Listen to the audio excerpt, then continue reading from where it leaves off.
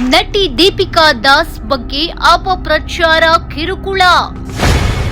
ದೀಪಿಕಾ ತಾಯಿಯಿಂದ ಪೊಲೀಸರಿಗೆ ದೂರು. ಅಪಪ್ರಚಾರ, ಮಾನಹಾನಿ, ಬೆದರಿಕೆ, ಆತ್ಮಹತ್ಯೆ, ಏನಿ ಮರ್ಮ?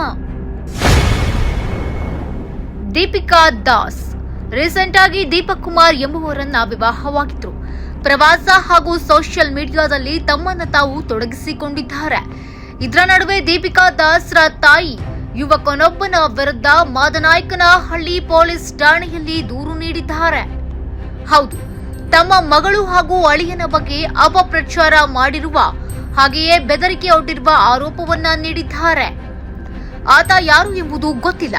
ಯಶವಂತ್ ಎಂಬಾತನ ವಿರುದ್ಧ ದೀಪಿಕಾ ದಾಸ್ ತಾಯಿ ಪದ್ಮಲತಾ ದೂರು ನೀಡಿದ್ದು, ಯಶವಂತ್ ದೀಪಿಕಾ ದಾಸ್ ಮತ್ತು ಅವರ ಪತಿ ದೀಪಕ್ ಕುಮಾರ್ ವಿರುದ್ಧ ಅಪಪ್ರಚಾರ, ಮಾನಹಾನಿ ಮಾಡಿದ್ದ ಬೆದರಿಕೆ ಅಲ್ಲದೆ ಬೆದರಿಕೆ ಸಹ ಒಡ್ಡಿದ್ದಾನೆ ಎನ್ನಲಾಗಿದೆ.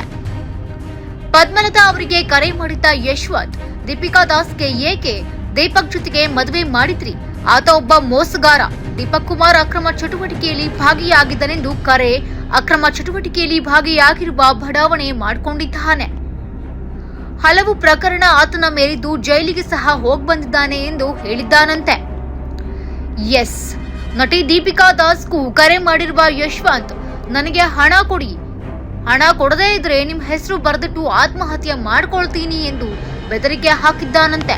ದೀಪಕ್ ಕುಮಾರ್ ಇಂದ ನನಗೆ ನಷ್ಟವಾಗಿದೆ, ಸಾಲಗಾರರ ಕಾಟ ಹೆಚ್ಚಾಗಿದೆ, ನೀವು ನನಗೆ ಹಣ ಕೊಡದೇ ಇದ್ರೆ ನಿಮ್ ಹೆಸರುಗಳನ್ನ ಬರೆದಿಟ್ಟು ಸತ್ತು ಹೋಗ್ತೀನಿ ಎಂದು ಹೇಳಿದ್ದಾನಂತೆ. ದೀಪಕ್ ಕುಮಾರ್ ಅವರ ಕೆಲವು ಗೆಳೆಯರಿಗೂ ಸಹ ಯಶವಂತ್ ಕರೆ ಮಾಡಿ, ಕಳೆದ 7 ತಿಂಗಳಿನಿಂದಲೂ ಯಶವಂತ್ ದೀಪಿಕಾ ದಾಸ್, ಪದ್ಮಲತಾ ಹಾಗೂ ದೀಪಕ್ ಕುಮಾರ್ಗೆ ಸಂಬಂಧಿಸಿದ ಇನ್ನಿತರರಿಗೆ ಕರೆ ಮಾಡ್ತಾಲೇ ಇದ್ದಾನೆ ಎಂದು ಪದ್ಮಲತಾ ದೂರಿನಲ್ಲಿ ಹೇಳಿದ್ದಾರೆ. ಮಾದನಾಯಕನಹಳ್ಳಿ ಪೊಲೀಸ್ ಠಾಣೆಯಲ್ಲಿ ದೂರು ದಾಖಲಾಗಿದೆ.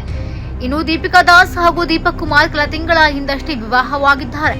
ಇಬ್ರು ಸಹ ಟ್ರಿಪ್ ಮಾಡಿಕೊಂಡು ಟೈಮ್ ಸ್ಪೆಂಡ್ ಮಾಡ್ತಿದ್ರು. ಈ ನವ ಜೋಡಿಗೆ ಗೊತ್ತಿಲ್ಲದವರ ಫೋನ್ ಕಾಲ್ ಇವರ ಖಾಸಗಿತನಕ್ಕೆ ಅಡ್ಡಿ ಬರ್ತಾ ಇದೆ. ಇದರ ವಿರುದ್ಧ ದೀಪಿಕಾ ತಾಯಿ ದೂರು ನೀಡಿದ್ದಾರೆ.